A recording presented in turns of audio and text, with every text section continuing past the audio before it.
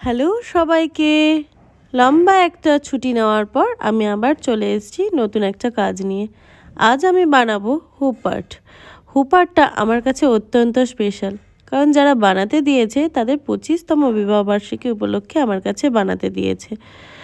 আর আমি ভাবি যারা 25 বছর একসাথে কাটিয়ে দিয়েছে তারা কতই না সুখী দাম্পত্য জীবন কাটিয়েছে, তার জন্যই তারা 25 বছর হয়তো একসাথে থাকতে পেরেছে।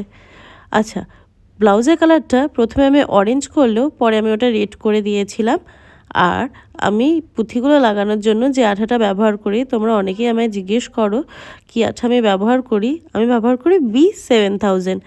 তারপর আমি এগুলোকে আস্তে আস্তে হাফ কাট বিটসগুলোকে লাগিয়ে নিয়েছিলাম।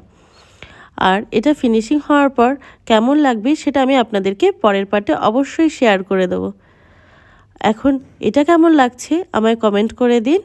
আর বাই।